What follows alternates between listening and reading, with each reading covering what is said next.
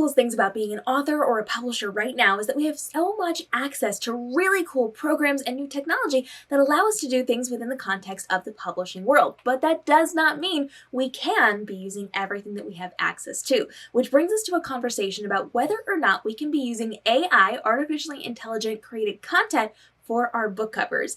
This is something that is unfolding right now, and we're starting to see the law take more notice of this and define what those laws are going to be in terms of how we can and cannot be using these things. So today, let's have a conversation with a lawyer and law professor, breaking down everything we need to know when it comes to whether or not we can or should be using AI-created content in the context of our book covers. Let's jump in. My name is Tony Iliakostas. I'm an adjunct professor of entertainment law and IP at New York Law School, and I have an Instagram and TikTok account called The IP Professor that is dedicated to all things intellectual property. One of the big conversations that we've been having in the book community is about AI-created content being used on book covers. And this is kind of one of those big conversations because are we allowed to use content that somebody else has created off of other pieces of content within commercial content that we're creating? What do we need to know about this, Tony? So the AI artwork scene has just blown up. It's become an incredibly viral sensation. Stories have come up left and right about people submitting AI generated artwork. I think there was one art festival, where the winner was actually the winner of that festival was artwork that was created by AI technology, and all these other artists were up in arms. So this is an ongoing discussion, even to the point that there's a world where Getty Images, is denying submissions of artwork that is generated by artificial intelligence.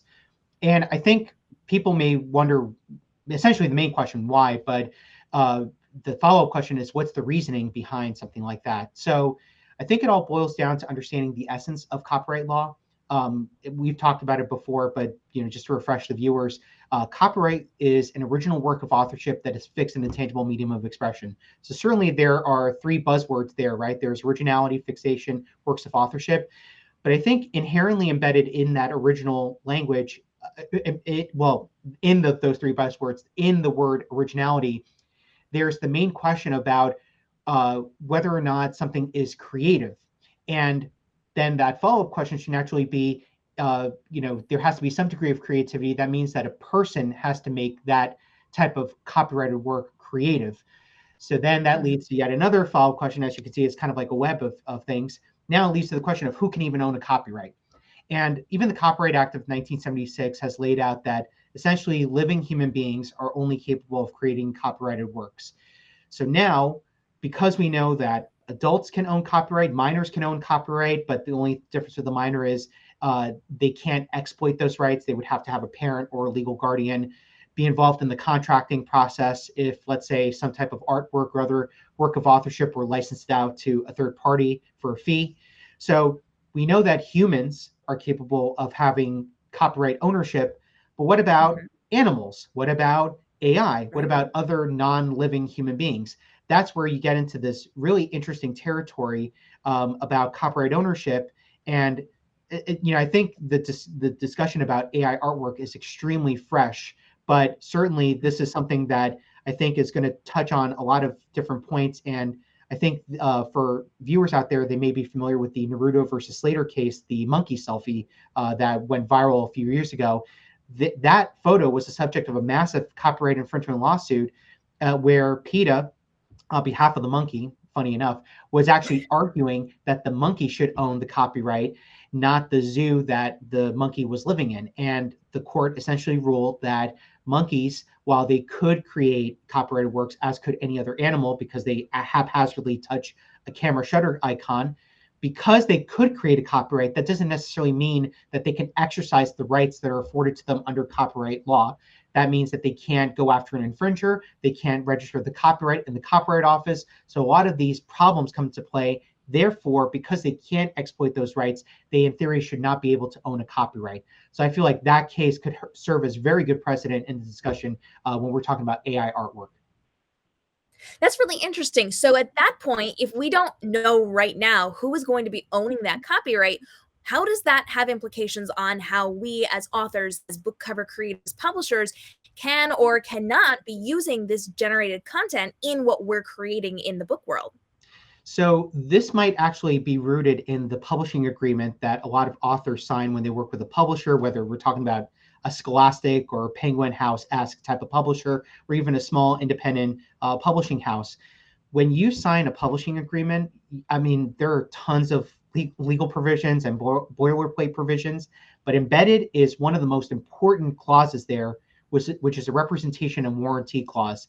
And in the representation and warranty clause, the author typically has to represent and warrant that everything that they're providing to the publisher, or everything that they are creating from the book, the context of the book, even maybe down to cover art that they're submitting, is owned by them, the author individually.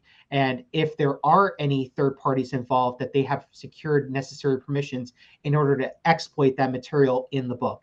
Now, I think it's a unique scenario even with self-publishing platforms, because I think there are terms of service that, again, people glance over, but I would venture to say that those same terms kind of govern. So now the question becomes, okay, if author comes in to publishing house, submits a manuscript of the book and cover art that was generated by artificial intelligence, that could potentially be in breach of the representation warranty clause, because now there's no clarification. Did the creation of that AI artwork mean that the ownership is going to be conveyed to the author? Does the software developer actually own the copyright? Does the AI own the copyright? So the glaring issue there now becomes copyright ownership, not so much about the manuscript, but that artwork, because what's the first thing people are going to see when they go to a bookstore or they go on Amazon? They're going to see the book art, the way the cover looks. So this could be a massive quagmire for authors. So if you're an author and you're using software to make AI generated artwork for your covers, read and scrutinize as much as you can the terms of use and the terms of service for that software. Find out anything and everything you can find out about the copyright of that artwork that you're asking a computer to create. Cam mentioned earlier that sometimes AI technology pulls and sources from other existing material that's out there in the internet. Could that creation and coming together and making AI generated artwork, could that create some type of conflict under copyright law? So all these glaring issues and all these questions, I think, could create pretty much a headache for authors. So really it's about doing the proper research and maybe thinking twice about using AI artwork. If you feel like you're confident and that you're going to get the copyright, wonderful. But if there's even a shadow of a doubt about copyright ownership, you're better off, and maybe even more, it's a more cost-effective measure to hire an illustrator to make the artwork for you and just call it a day. I think one of the biggest conversations that I've been hearing is that people are taking things like images of celebrities and putting them into these different websites that will then generate this different artwork. With that in mind, even going through the terms and service uses of that website, what do we need to know in terms of being able to use this if the website gives us permission to use it for commercial purposes? Can we still potentially use these on book covers, or is that something we need to steer away from? So you could still you could still be able to use this in a commercial manner. Actually, this is quite relevant to this discussion. I was happened to scroll through Instagram and I saw an ad for one of these AI artwork type of platforms. And the caption read something like, I asked a computer software to make an image of Mark Zuckerberg serving hamburgers at McDonald's.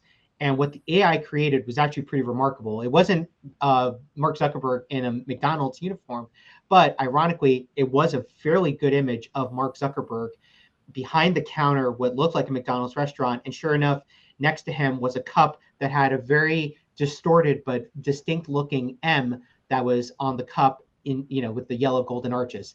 Now, a lot of glaring issues there. One, if you were to put that on a book cover, there's now an obligation potentially to get personality right clearances from Mark Zuckerberg to use his image on a book cover, because in theory, using it in that platform, even with AI artwork slightly distorted, you could still recognize him because of the nose and his hair and the way his body looks. But now you're dealing with another additional issue is with trademarks. Again, the M on the cup that I saw was fairly distorted, but it was clear enough that I could tell it looked like the McDonald's golden arches. So now are you getting into an issue of potentially having to clear the trademark rights for the McDonald's golden arches? maybe even trade dress if any of the background design of the restaurant itself is protected under the U.S. Patent and Trademark Office as trade dress, which is an addendum to trademark law, which is typically used to protect the look of a location, design, decor, uniforms, anything of that sort. So there's that complexity, and then there's the other side of it where you could say, well, this is technically fair use because what the AI artwork does is they pull images from other existing images out there on the internet. They certainly create an algorithm that now creates a new work that is not necessarily previously conceived of. So that could be transformative enough under the context of transformative fair use to be protected and be deemed not copyright infringement. So clearly there's so many other factors at play here. And honestly, I guess the question now becomes, do you want to go through that legal assessment? Do you want to go through that legal headache necessarily? So if you do, then I think I've said it before and I'll say it again, going to a lawyer to help assess these questions and kind of figure out, problem solve is the way to go.